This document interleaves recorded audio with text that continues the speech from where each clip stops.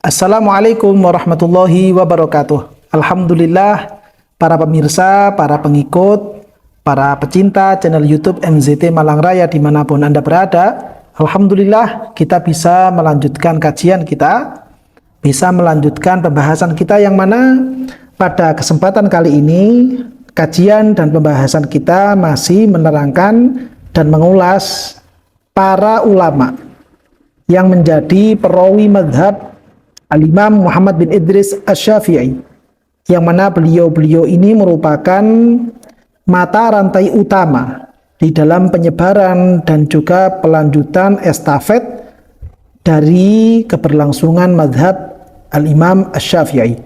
Sehingga karena beliau-beliau ini merupakan orang-orang yang memiliki jasa besar terhadap madhab Syafi'i, maka bagi kita semuanya sebagai pengikut dan juga pelaksana ketetapan-ketetapan hukum yang ada di dalam madhab Syafi'i merupakan suatu hal yang penting, merupakan suatu hal yang bagus untuk bisa mengenal siapa-siapa sajakah dan bagaimanakah sejarah hidup dari para ulama yang menjadi sanad dan juga mata rantai di dalam penyebaran madhab Al-Imam Asy-Syafi'i. Di antara sekian banyak ulama yang menjadi perawi utama dalam madhab Al-Imam Asy-Syafi'i, yang mana sebagian besar dari mereka telah kita bahas, yaitu para perawi di generasi pertama, para perawi di generasi kedua, dan hingga generasi ketiga. Dan saat ini kita akan membahas dan mengulas beberapa ulama yang menjadi perawi utama di generasi yang keempat, yaitu beliau-beliau para ulama-ulama yang menyebarkan madhab Al-Imam Syafi'i di kisaran tahun 300 Hijriah sekian sampai pada akhir-akhir atau permulaan tahun 400 Hijriah. Di antara sekian banyak ulama di tahun-tahun seperti ini, mereka-mereka beliau-beliau yang hidup di tahun-tahun itu dan menyebarkan madhab Al-Imam Syafi'i, yaitu adalah beliau Al-Imam Al-Quffal Al-Kabir. Jadi ketika kita membaca, menelaah kitab-kitab utama dalam madhab Syafi'i, taruhlah misalkan seperti kitab Muhadzab, seperti kitab Asy-Syarhul Kabir, atau seperti kitab Al-Majmu', atau seperti kitab Ar-Raudhahnya Imam Nawawi, di situ kita akan sesekali menemukan istilah nama ulama dengan julukan Al-Quffal. Siapakah sebenarnya Imam Quffal ini? Maka kita akan mengenal siapakah beliau yang dijuluki dengan Imam Al-Quffal di situ ketika kita mulai mengenal siapa-siapa sebenarnya beliau-beliau ini. Sebelum saya lanjutkan, kita perlu tahu dulu bahwa ulama-ulama dalam mazhab Syafi'i yang memiliki laqab, yang memiliki julukan dengan Imam Quffal, itu setidaknya ada 3 orang ulama. Yang mana dari 3 orang ulama ini, yang pertama lebih sering dikenal dengan sebutan Imam Quffal Kabir, atau biasanya dituliskan dalam kitab-kitab madhab Syafi'i dengan sebutan Imam Quffal Asy-Syashi. Lalu kemudian yang kedua adalah Imam Quffal As-Shaghir. Jadi kalau yang pertama tadi Imam Quffal Kabir, yang ini yang kedua adalah Imam Quffal Shaghir, atau biasanya juga disebutkan dengan sebutan Imam Quffal Al-Marwazi. Berikutnya kemudian yang ketiga yaitu Ibnul Quffal. Disebutkan dalam tulisan kitab itu biasanya disebutkan dengan istilah Ibnul Quffal. Dari 3 ulama inilah kemudian beliau-beliau ini yang menjadi mata rantai utama di dalam periwayatan dan juga penyebaran madhab Al-Imam Syafi'i di negara-negara Islam saat itu ada. Kita bahas mulai pertama nanti siapakah itu Imam Quffal Kabir, dan siapakah juga Imam Quffal Shaghir atau Imam Quffal Al-Marwazi, dan siapa jugakah beliau Al-Imam Ibnul Quffal. Namun pada kesempatan kali ini, karena kesingkatan waktu, yang bisa kami bahas pada kesempatan kali ini yang pertama saja, yaitu Al-Imam Al-Quffal Al-Kabir. Imam Quffal Al-Kabir ini memiliki nama asli Muhammad. Beliau Imam Muhammad ini memiliki ayah yang bernama Al-Imam Ali. Imam Ali ini memiliki ayah lagi yang bernama Imam Ismail. Sehingga kalau digabungkan menjadi Imam Muhammad bin Ali bin Ismail Al-Qaffal. Kebiasaan orang Arab itu biasa memberikan kunyah. Kunyah itu satu julukan di depan nama dengan kata-kata ibnu atau dengan kata-kata abu. Nah, beliau ini, Imam Qaffal Kabir yang memiliki nama Muhammad bin Ali bin Ismail Al-Qaffal ini, beliau memiliki kunyah, memiliki julukan depan dengan sebutan Al-Imam Abu Bakar. Sehingga kalau ditulis lengkap, beliau akan memiliki nama Al-Imam Abu Bakar Muhammad bin Ali bin Ismail Al-Qaffal. Karena beliau ini dilahirkan di suatu daerah yang disebut dengan daerah Syas. Yang mana daerah Syas ini berada di satu desa yang ada di Khurasan. Maka beliau kemudian di belakangnya ditambah dengan lakop lagi dengan sebutan Asy-Syasi. Sehingga lebih lengkapnya lagi beliau adalah Al-Imam Abu Bakar Muhammad bin Ali bin Ismail Al-Qaffal Asy-Syasi Al-Kabir. Nah, ini nama lengkap beliau. Jika ingin diketahui siapakah sebenarnya Imam Qaffal Kabir itu, maka nama lengkap beliau adalah seperti itu. Hanya saja kemudian karena nama beliau panjang seperti itu, kebiasaan ulama-ulama setelahnya adalah tidak menyebutkan nama lengkap beliau, namun disingkat dengan bentuk satu isyarat yang itu nanti menjadi istilah khusus dalam pembelajaran ilmu fikih atau ilmu usul fikih atau ilmu-ilmu yang lain. Nah, karena seperti itu, Imam Qaffal Kabir ini biasanya kalau di dalam kitab-kitab, terutama yang disebutkan di dalam kitab-kitab usul fikih, disebutkan di dalam kitab-kitab akidah, disebutkan dalam kitab-kitab tafsir, atau disebutkan dalam kitab-kitab hadis secara diroyah, biasanya beliau itu disebutkan hanya dengan identitas Al-Qaffal Al-Syasi atau Al-Qaffal Al-Kabir. Namun yang lebih sering biasanya muncul itu Al-Qaffal Asy-Syasi atau kadang hanya Asy-Syasi saja. Ketika misalkan di antara kita ada yang menelaah kitab-kitab besar dan di situ kemudian ada penyebutan Imam Qaffal Asy-Syasi atau Al-Qaffal Al-Kabir, maka yang dimaksud adalah beliau Al-Imam Muhammad bin Ali bin Ismail Al-Qaffal Al-Kabir. Tapi sekiranya misalkan di antara panjenengan semuanya hanya menemukan nama Al-Qaffal begitu saja, tanpa ada embel-embel di belakangnya dengan Al-Syasi, maka itu bukan Imam Qaffal Kabir. Tapi yang dimaksud adalah Al-Imam Qaffal Shaghir atau Al-Imam Qaffal Al-Marwazi. Jadi kalau misalkan ada penyebutan Al-Qaffal, tinggal kita lihat di belakangnya ini diikuti embel-embel Al-Syasi atau tidak. Kalau seandainya ada embel-embel Asy-Syasi, maka yang dimaksud adalah Imam Qaffal Kabir yang akan kita bahas biografi singkatnya pada kesempatan video ini. Tapi kalau seandainya di situ hanya Imam Qaffal begitu saja, maka yang dimaksud adalah Imam Qaffal Al-Marwazi atau dikenal dengan Imam Qaffal As-Shaghir. Penyebutan Imam Qaffal Al-Kabir atau penyebutan Imam Qaffal Al-Syasi itu lebih sering muncul dalam kitab-kitab usul fikih. Lebih sering muncul dalam kitab-kitab ilmu kalam atau ilmu akidah. Lebih sering muncul di dalam kitab-kitab tafsir. Lebih sering muncul di dalam kitab-kitab hadis secara diroyah.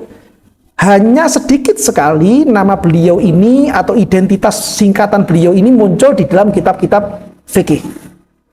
Yang di dalam kitab Raudhah, di dalam kitab Majmu', di dalam kitab Syarhul Kabir atau di dalam kitab Al-Muhadzab, itu hanya beberapa kali saja nama Al-Qaffal Asy-Syasi ini muncul.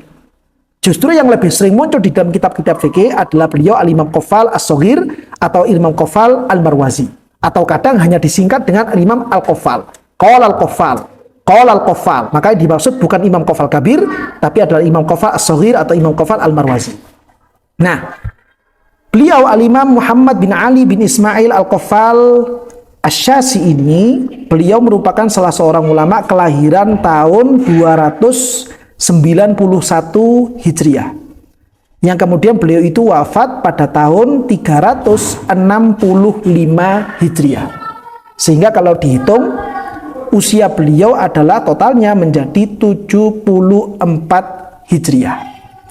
Nah, beliau ini Dulunya ketika masa-masa mudanya, beliau itu belajar kepada Al-Imam Ibnu Suraj, yang mana Imam Ibnu Suraj ini merupakan salah satu dari ashabul wujuh di generasi ketiga dalam perjalanan mazhab Al-Imam Asy-Syafi'i.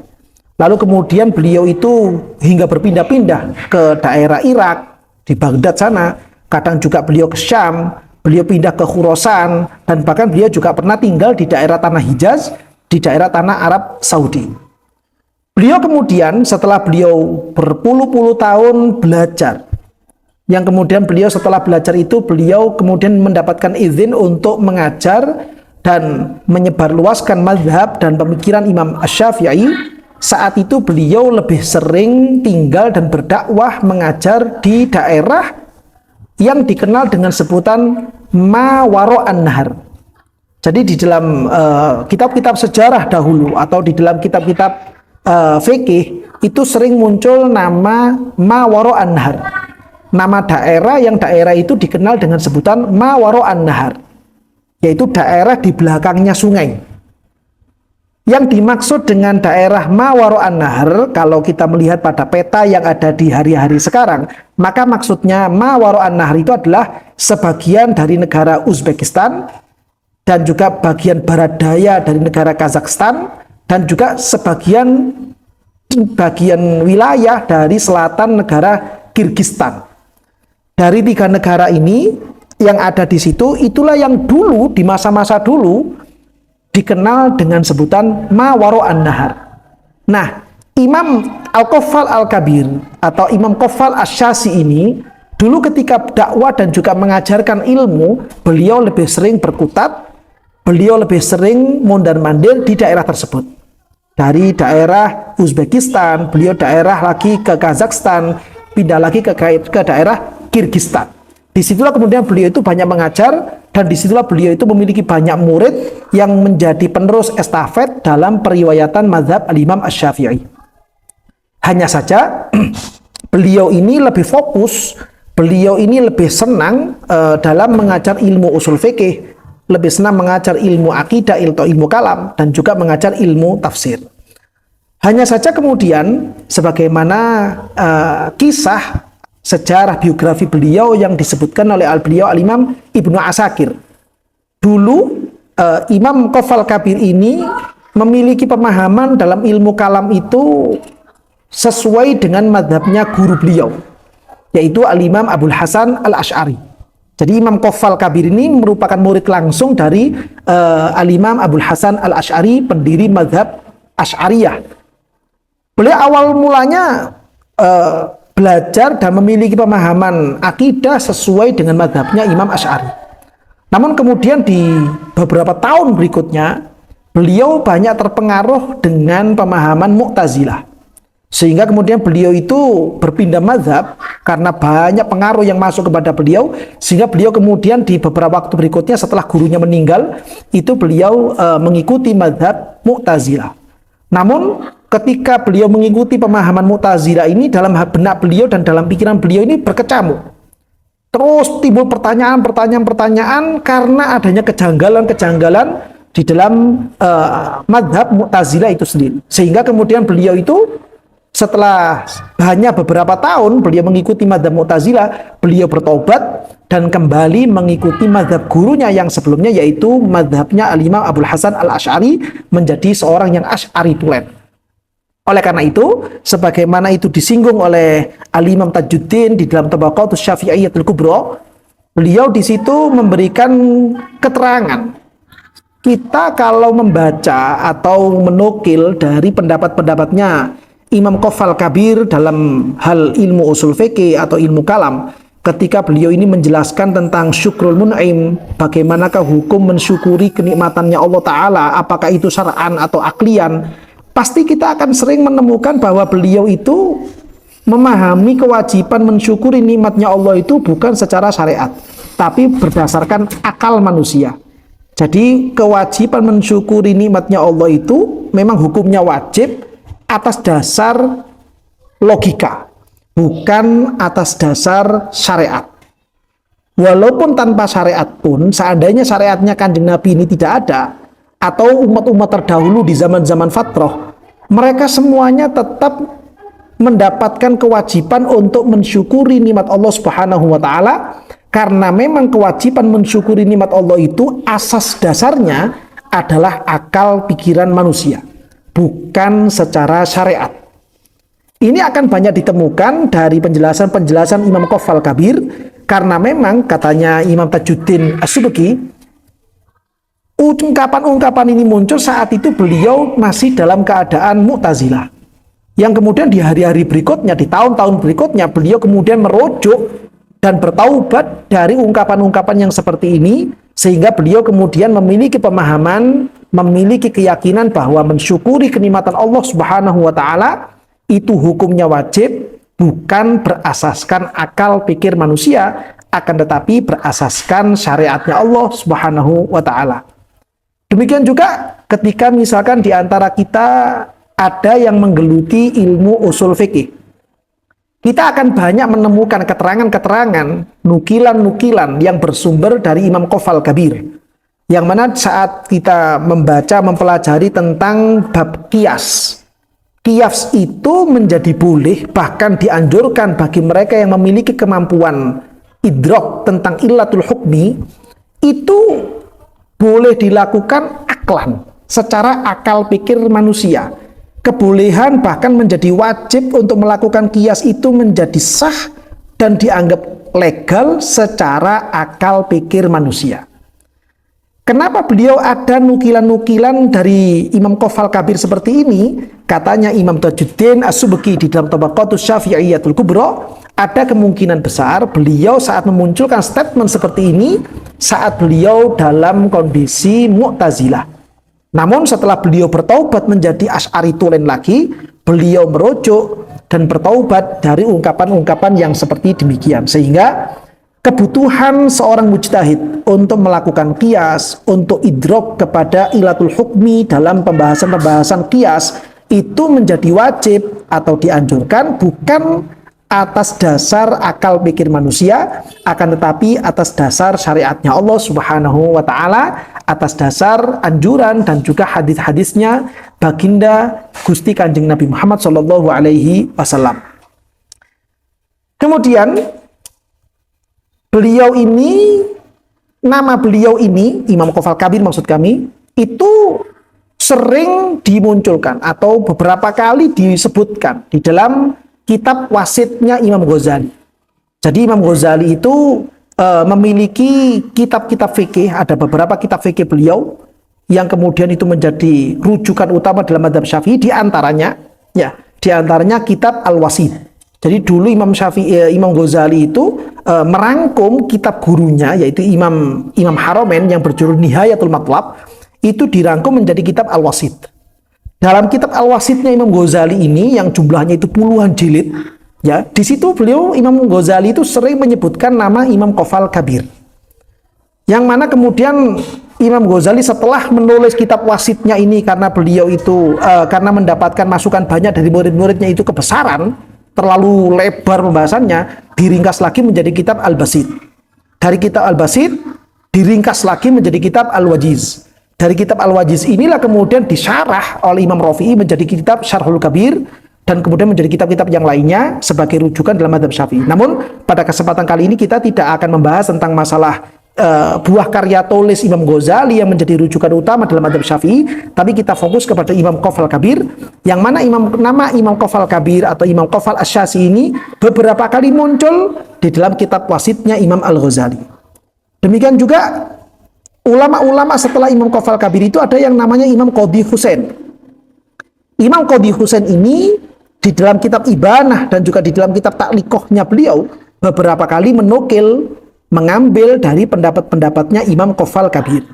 Dan juga ulama-ulama yang lainnya seperti yang tadi sudah kita singgung, seperti Al-Imam Abu Ishaq Asy-Syirazi dalam Muhadzabnya, Al-Imam Nawawi dalam Majmu' dan juga kitab Rawdhahnya, Imam Rafi'i di dalam Syarhul Kabirnya. Beberapa kali beliau ini menyebutkan nama Qafal Kabir atau Al-Qafal Asy-Syazi. Nah, itu sekelumit tentang seperti apakah dan bagaimanakah beliau Al-Imam Al-Qafal Al-Kabir. Beliau dengan kepiawaian seperti itu terbukti dari pujian-pujian para ulama-ulama yang muncul setelahnya, seperti apa yang disebutkan oleh Imam Tajuddin As-Subki di dalam Tabaqatus Syafi'iyyatul Kubra. Beliau, Imam Tajuddin As-Subki, itu ketika menyebutkan dan membahas biografi Imam Qaf Al-Kabir ini dengan menyebutkan kana imaman fit tafsir. Beliau ini, Imam Qaf Al-Kabir, adalah seorang imam, seorang pemimpin di dalam ilmu tafsir ayat-ayat suci Al-Qur'annya Allah Subhanahu wa taala. Wa imaman fil hadis. Di hari itu, di paruh pertama dari abad keempat Hijriah, beliau adalah sosok pemimpin dalam ilmu hadis, baik secara riwayat ataupun secara diroyah. Wa imaman fil kalam. Beliau di hari-hari itu merupakan pemimpin di dalam ilmu kalam atau ilmu akidah. Wa imaman fil usul. Beliau di hari-hari itu juga merupakan satu pemimpin, sosok imam dalam ilmu usul fikih. Wa imaman fil furu'. Dan juga beliau itu merupakan panutan utama, orang yang memiliki pemahaman yang luar biasa tentang ilmu fikih secara mazhab Syafi'i atau mazhab-mazhab yang lainnya. Bahkan wa imaman fi zuhdi wal wara'. Beliau juga merupakan sosok yang bukan cuman piawai dan imam dalam hal keilmuan, tapi beliau juga merupakan sosok yang piawai, imam besar di dalam masalah zuhud dan juga masalah kewaraan di dalam menghadapi kehidupan dunia ini. Beliau bukan hanya meninggalkan hal-hal yang haram saja. Beliau bukan hanya meninggalkan hal-hal yang makruh saja. Bahkan hal-hal yang halal pun itu banyak beliau hindari karena khawatir di dalam hal-hal yang halal itu ada sedikit hal, ada suatu hal yang bisa mengundang murka Allah Subhanahu wa taala. Sehingga beliau banyak menghindari itu. Beliau lebih memilih untuk tirakat, beliau lebih memilih untuk riyadhah demi mengekang dan juga menghimpit hawa nafsunya sendiri, demi untuk mendapatkan keridhaan dari Allah Subhanahu wa taala dan juga mendapatkan pandangan khusus dari Gusti Kanjeng Nabi Muhammad sallallahu alaihi wasallam. Hal seperti inilah para pemirsa dan juga pengikut channel YouTube MZT Malang Raya yang penting untuk kita jadikan satu panutan, penting untuk kita jadikan sebagai satu contoh bagaimanakah ulama-ulama salaf kita terdahulu, yang mana beliau hidup di zaman terdahulu, tahun-tahun 300 Hijriah atau berikut-berikutnya, supaya kita bisa mencontoh, meniru bagaimanakah beliau-beliau menjalani kehidupan di alam dunia ini hingga kemudian berhasil dan sukses selamat dalam kehidupan dunia sampai nanti kehidupan di alam akhirat dengan ilmu yang luar biasa, dengan ilmu yang sangat mumpuni sekali, dengan ilmu yang luas sekali, sekaligus pengamalan-pengamalan dari ilmu-ilmu tersebut dalam kezuhudan, dalam kewaraan, dalam hal-hal kesolehan, ibadah, dan juga bersosial kepada sesama muslim atau non-muslim, yang itu sudah sesuai dengan anjuran dan juga tatanan Gusti Kanjeng Nabi Muhammad SAW. Dengan kita meniru, dengan kita mengenal, dengan kita membahas, dengan kita membaca seperti apakah biografi singkat beliau-beliau ini, maka kita akan lebih mudah untuk mengikuti kehidupan beliau dan mendapatkan keberkahan dari para ulama-ulama terdahulu. Mudah-mudahan dari pembahasan dan juga apa yang kita baca pada kesempatan kali ini betul-betul bisa mendatangkan keberkahan dalam hidup kita semuanya, sehingga kita bisa diikutkan oleh Allah Subhanahu wa taala mengikuti kelompok dan juga mengikuti gerbong beliau-beliau ini, sehingga kita masuk dalam golongan-golongan orang-orang yang diridhoi oleh Allah Subhanahu wa taala dan juga mendapatkan pandangan khusus dari Gusti Kanjeng Nabi Muhammad sallallahu alaihi wasallam. Amin ya rabbal alamin.